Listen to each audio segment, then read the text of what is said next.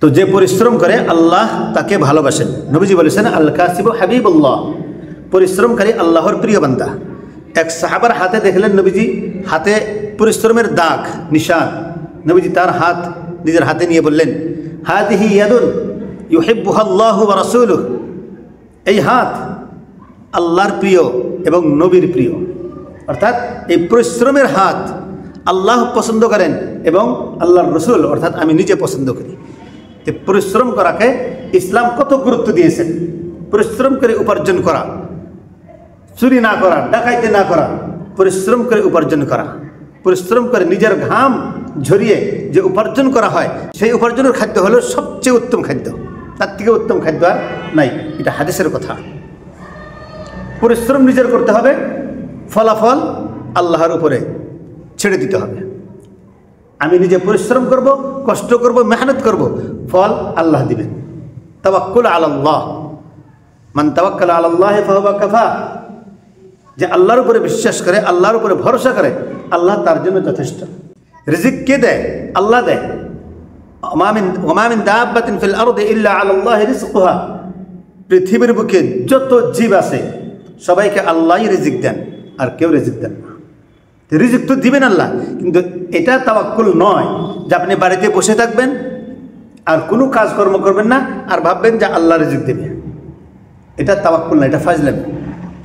হযরত উমর ফারুক রাদিয়াল্লাহু তাআলা আনহু বলতেন যে আমি এরকম মানুষকে অপছন্দ করি যে বাড়িতে বসে থাকে, কোনো কাজকর্ম করে না, না দুনিয়ার কাজ করে, না দিনের কাজ করে, না আখিরাতের কাজ করে, কোনো কাজ করে না। এরকম মানুষকে আমি অপছন্দ করি। রিজিক এরকম না যে আকাশ থেকে তোমার মুখে আল্লাহ রুটি ছেড়ে দিবে, এটা রিজিক না। রিজিক দুনিয়ার বুকে ছড়িয়ে রেখেছেন, সেটাকে তালাশ করতে হবে। ওয়াবতাগু মিন ফাদলিল্লাহ, আল্লাহ বলেছেন ফাইদা কুদিয়াতিস সালাতু ফান্তাশিরু ফিল আরদ, যখন নামাজ হয়ে গেল, নামাজ শেষ হয়ে গেল, অর্থাৎ নামাজ পড়ে ফেললো কেউ, তখন ফান্তাশিরু ফিল আরদ, জমিনের বুকে ছড়িয়ে পড়ো।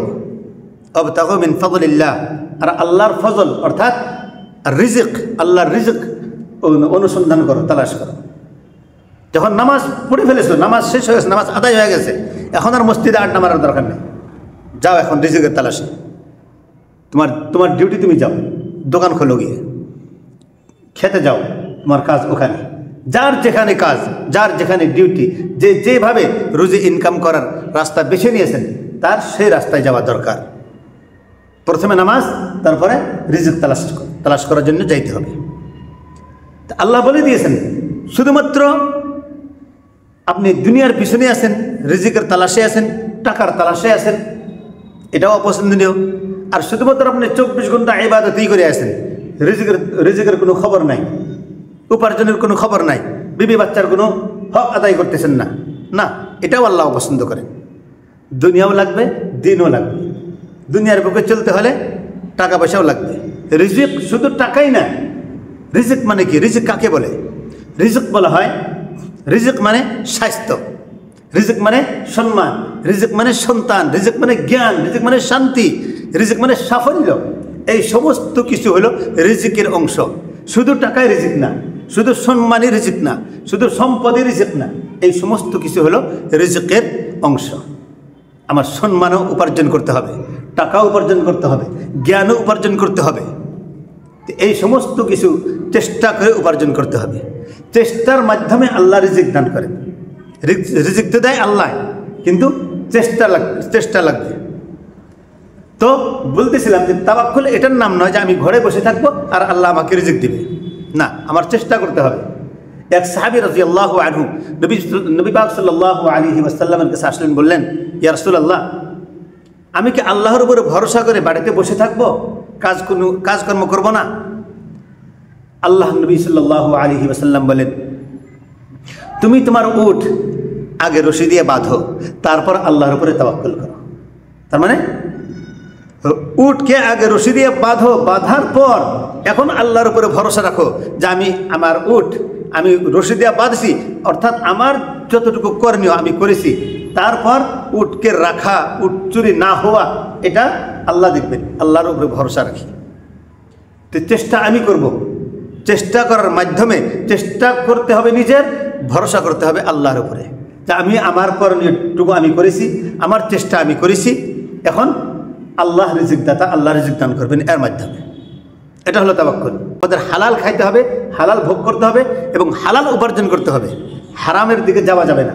হারামের মধ্যে অশান্তি, হারামের মধ্যে শান্তি নেই, হালালের মধ্যে শান্তি, যদিও সেটা কম হোক। আল্লাহ রাব্বুল আলামিন কোরআন কারীমের মধ্যে বলেন, ইয়া আইয়ুহান নাস কুলু মিম্মা ফিল আরদি হালালান তাইয়্যিবা। হে লোক সকল, দুনিয়ার মধ্যে যাহা কিছু আছে তার থেকে হালালান তাইয়্যিবা, হালাল পাক পবিত্র রিজিক তোমরা ভক্ষণ করো, তোমরা খাও। কুলু মিন তাইয়্যিবাতি মা রাযাকনাকুম, তোমাদেরকে যে রিজিক দেওয়া হয়েছে তার মধ্যে থেকে পাক পবিত্র হালাল বস্তু খাও। দুনিয়ার মধ্যে তো হালাল আছে, হারাম আছে, জায়েজ আছে, না জায়েজ, ভালো আছে, মন্দ আছে, কিন্তু আল্লাহ বলেছেন ভালোটা খাও, পাকটা খাও, হালালটা খাও, হারামটা খাও না।